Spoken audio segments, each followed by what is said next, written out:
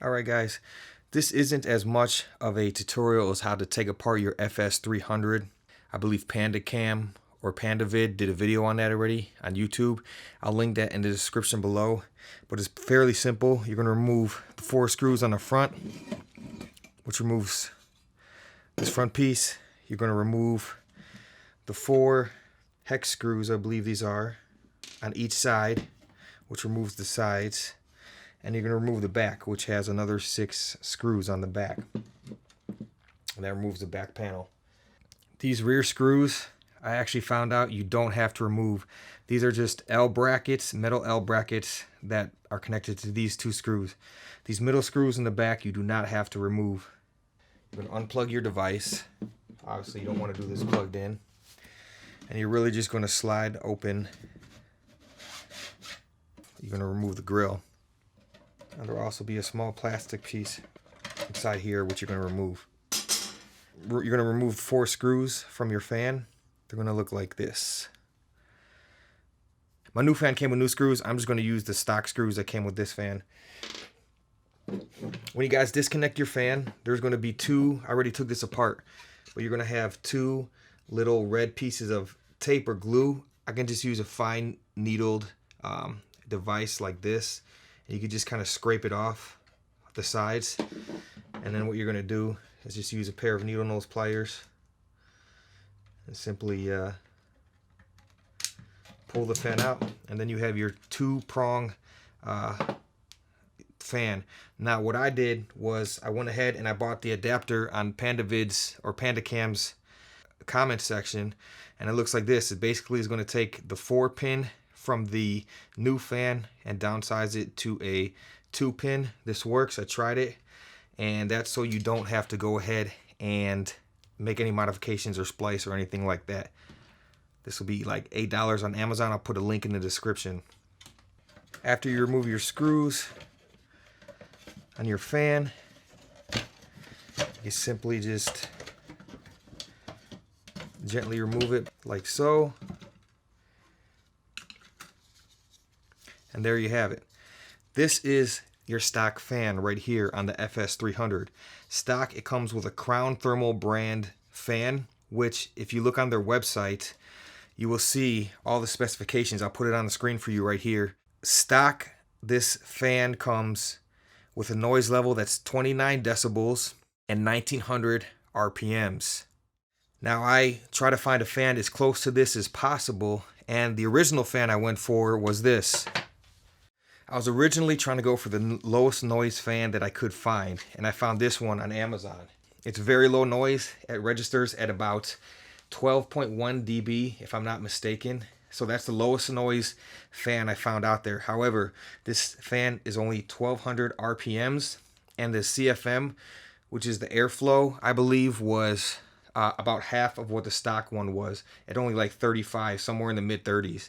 And I wasn't safe putting a fan at about half the power and 700 RPMs less than this stock fan in. So I actually returned this. I got to return this to Amazon, and I ended up getting this. This is the Noctua NF A12x25 PWM. The rotational speed is 2000 RPMs, which is 100 more than the stock one. But hang tight with me for a minute. And the acoustical noise is rated at 22.6 dB. So that is already almost 7, about 6.4 dB quieter than the stock one with a faster fan. Now the thing about this fan is this comes with an LNA, which is called a low noise adapter. What it basically does is, let me show you here. Now mind you, these fans are brown.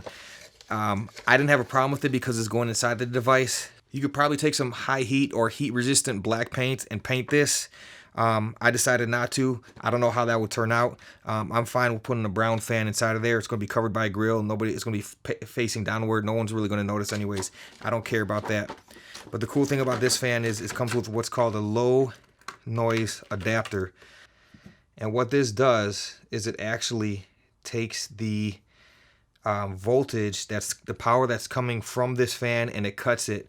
So it then takes the 2000 RPM fan and makes it a 1700 RPM fan. it'll take that 22.6 decibel acoustical noise rating and it will bring it down to 18.8. So you are now more than 10 decibels, 10.2 to be exact, quieter than the stock fan that comes on this.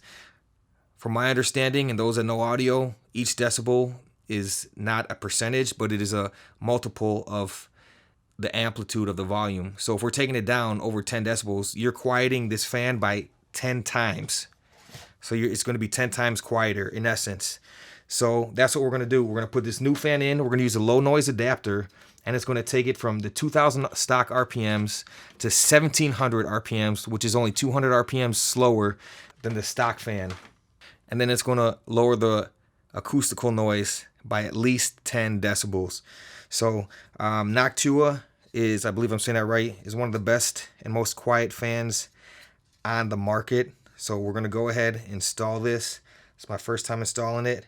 I'm going to use the low noise adapter and this adapter to take it from a 4-pin down to a 2-pin, so I don't have to make any cuts, any snips, or any modifications at all. Lord willing, it works. So let's see how it goes. Also, you want to make sure that the fan direction is pointing down or blowing air into the onto the heatsink to cool it off. That's the other thing about this fan. The CRM, I believe it is, which is the airflow, is very much rated. I don't know the numbers off top. Very much rated, similar to the stock one. So I'm not going to worry about, will this thing overheat? I believe the other user on YouTube who did this test, he said after an hour, I believe it was about 2 degrees Celsius warmer. So my goal is to try to keep this thing cool and as close to the stock specifications as possible. I ended up having to take the little rubber corner pieces off because the tip of the screws, they were adding just a little bit, maybe a millimeter if that, or 2. And the tip of the screws, it was very hard to get them in. So I had to take those off, but that's okay because the stock fan was all plastic and it didn't seem to cause any rattling noises. So I think that was just an extra precaution, which is cool, but I think you have to end up taking the rubber corners off just so it could get down there and be securely fastened. I don't think it'd be too big of an issue though. And we're going to plug it in to test it before we assemble it.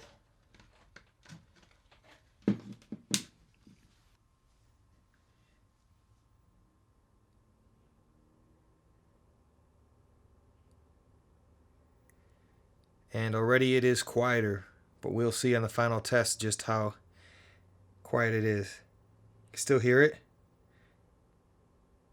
but it's definitely quieter than the stock fan. So let's put this thing back together.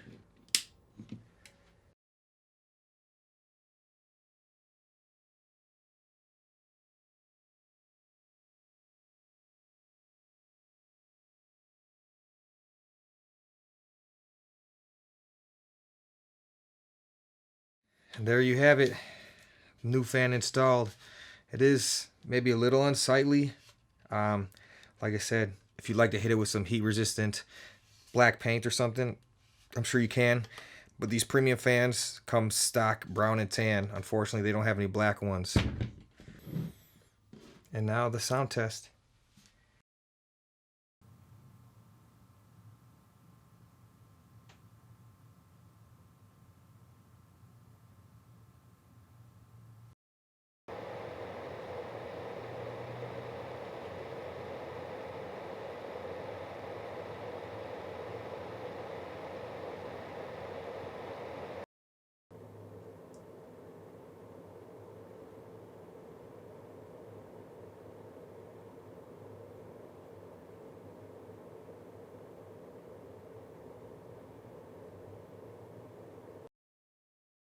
What do you think, guys? You tell me what you think.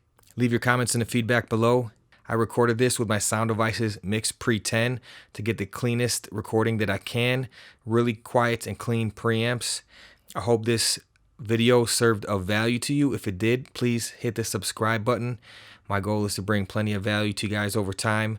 Some may be video related stuff, some may be just regular life. But once again, I want to thank you guys for tuning in. Hope this helped and helped you guys make a decision to quiet your fan on your set. It was a great deal. I got it for even when it was on a discount, I got it for a great deal, and you can't really beat the value. But that $30 upgrade price for the fan, I think is going to be worth it, and we'll just see how it sounds in post-production.